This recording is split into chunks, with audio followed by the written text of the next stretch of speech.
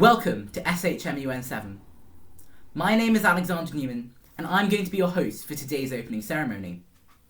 I know many of you are probably wondering, why is the guy from the workshops hosting opening?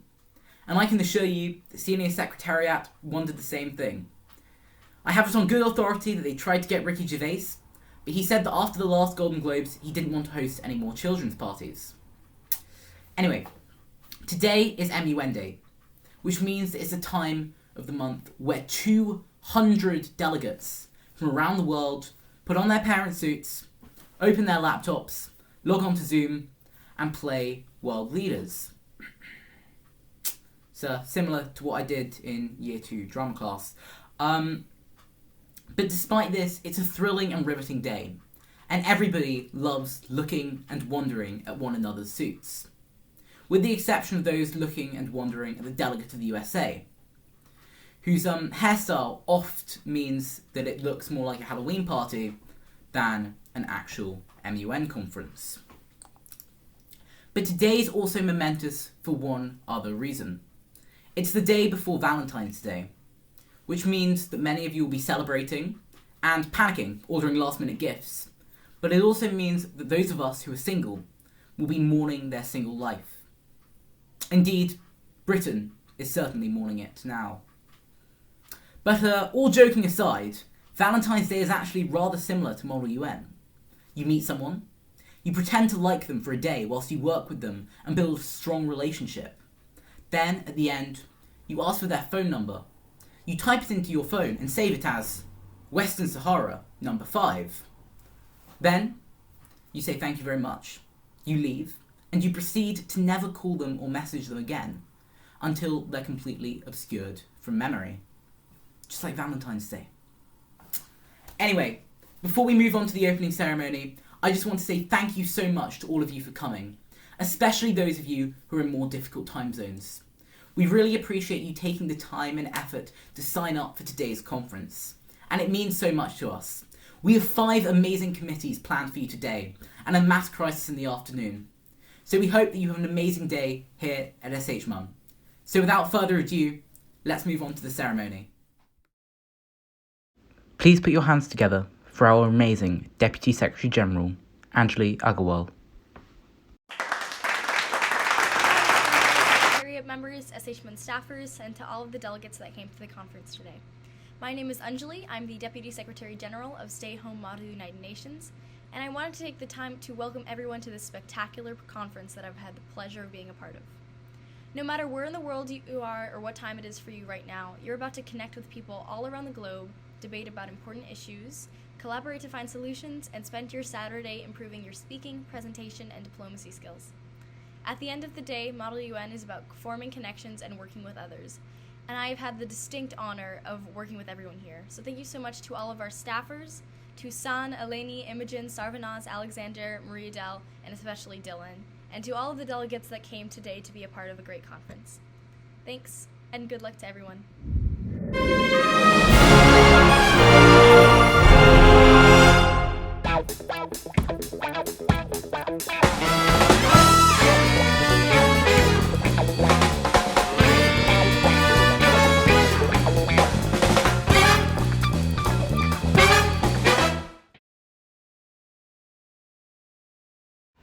Please put your hands together for our wonderful Chief of Staff, Imogen Day.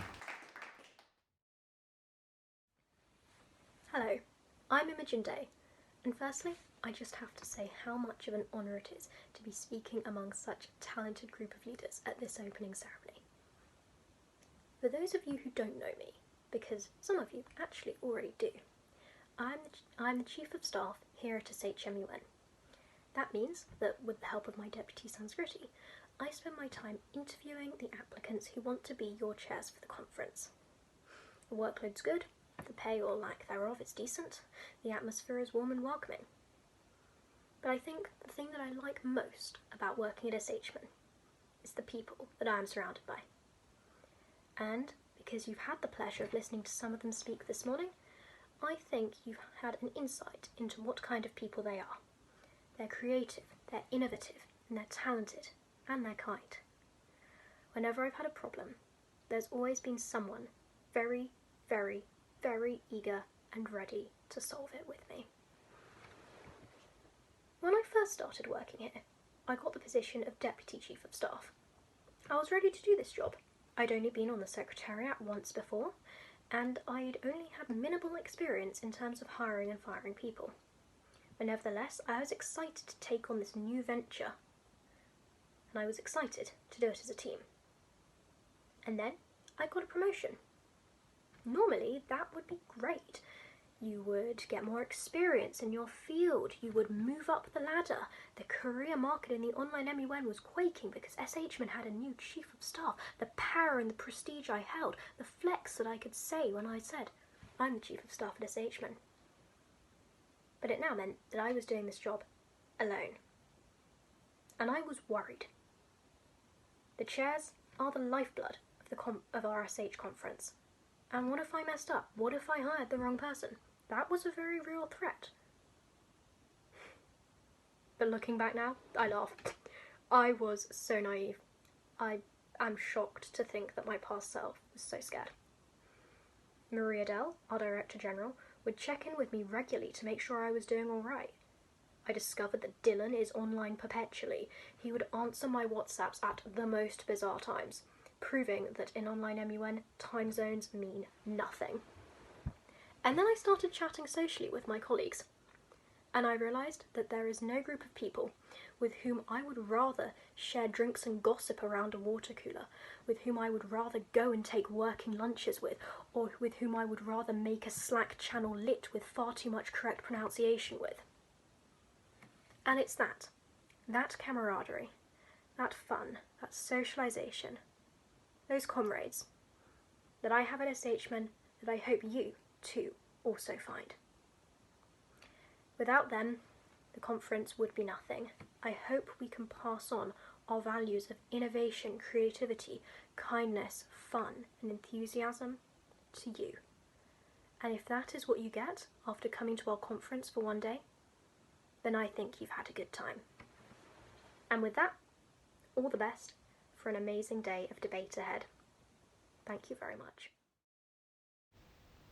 It is my pleasure and privilege to welcome Julian Huppert as today's keynote guest speaker.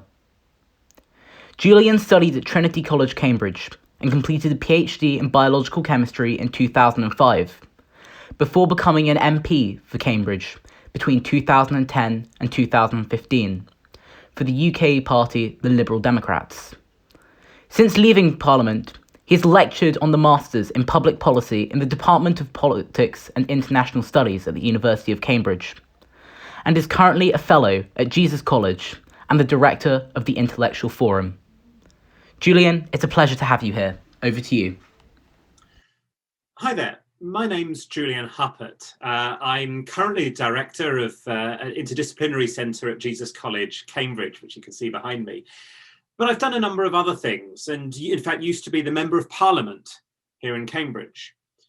And it's great to see you all doing Model United Nations. It's something that I got into when I was at school. I then got very involved when I was a student. I set up the Cambridge University Model UN Society. We hosted international conferences. It was a wonderful experience, and it taught me a lot. And actually, I think it's largely responsible for me having a successful political career at all, and also for the style of politics that I espouse and got into. And in some ways, I compare it to debating, which is a bit like MUN, but importantly different. Debating is wonderful, it's great fun, and you win by showing that the other side are wrong. It's very binary. There's win and there's lose. Now, we see that sort of thing happening in politics all around the world, time and time again. The polarization that we see in the US, in the UK, in many other countries. My side is right and the other side is evil. I think that is an awful approach, but it comes partly from that debating. In contrast, in MUN, you don't win by beating somebody else. You win by constructing something with everybody else. When you get a motion that can pass through the General Assembly or the Security Council that brings, if not everybody, almost everybody on board with it, that is success. My political career was largely about building consensus, about working with other people. I was a member of parliament for the third party here in the UK, the Liberal Democrats, and we have never had a government, at least not for the last 100 years or so. You have to get things done by being able to work with people who have different values, who see things differently to you, but where you together can get something good done. So I'm delighted when people get in to MUN. I'm delighted when people show that interest in the issues that we face around the world, but I'm also delighted for what it says about how we can work together in a depolarized way, trying to reach agreements that are better for all of us, for all of humanity, and for our planet. So I hope you have a fantastic time, both at this MUN and through the rest of your lives and careers. And I hope it is a transformational time for you, as it was for me. Thank you. Thank you so much, Julian, for those inspiring words, and thank you for taking the time to speak to us today.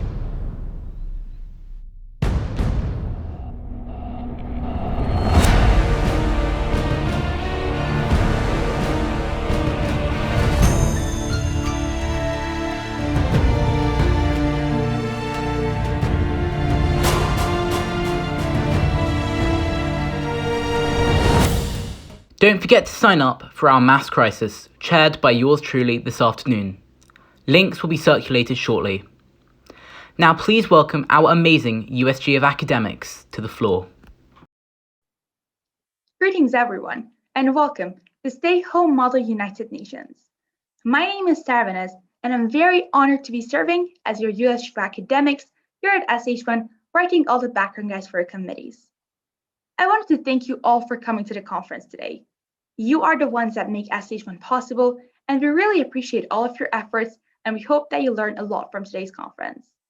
Whether you're in the UNICEF committee, debating about safeguarding the rights of international adoptees and issues such as adoption abuse and child trafficking, or you're a part of UNCTAD committee, discussing managing the right balance between transparency and copyright in potentially life-saving scientific research and the advantages and disadvantages of research and data sharing, or you're in the UN EP committee, debating about steps that can be taken in order to mitigate the effects of fast fashion, or you're in the UN HRC committee, debating about sanitary products becoming a human right, and debating about issues such as the pink tax and the misconceptions regarding the issue, or you're a part of the crisis committee, debating about the ways to renegotiate the Iranian nuclear deal.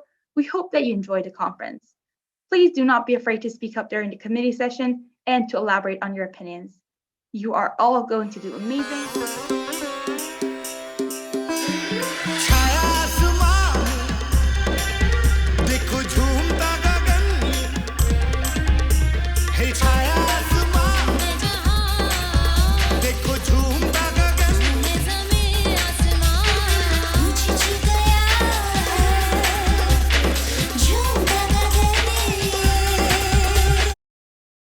And now please give a warm welcome to our very own Director General, the amazing Maria Del Grosso. Good afternoon. My name is Maria Del Grosso. I'm the Director General for SH1. It's so wonderful that you're here with us. We know you could be relaxing on this Saturday and enjoying some time to yourself. So the fact that you're here with us today and have shown up and are here ready to debate and prepared is really a testament to your commitment to Model UN and world peace, and shows your engagement as a global citizen. So it's really an honor to be here with all of you today.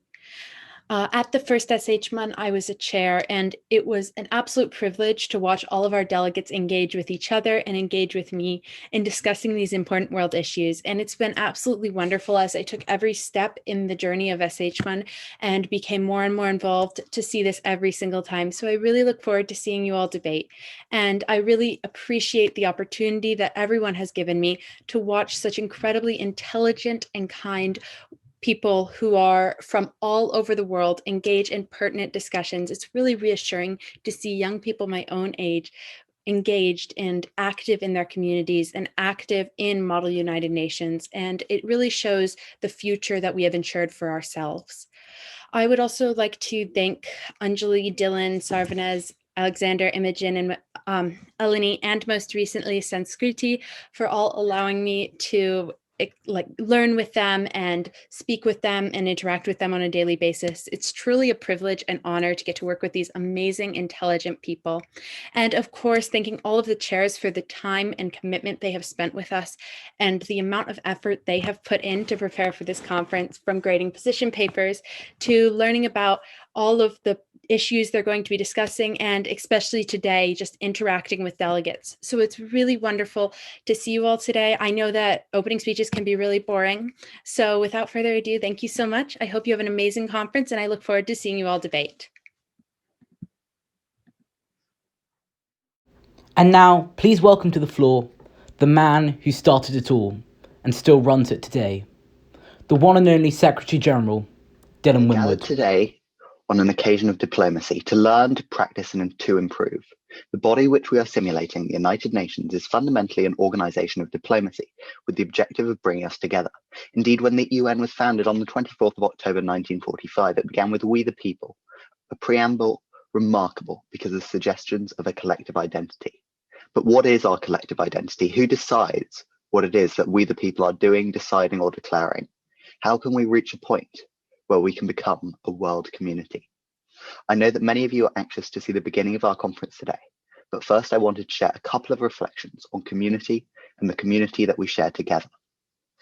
Firstly, I want to say that without community, we have nothing.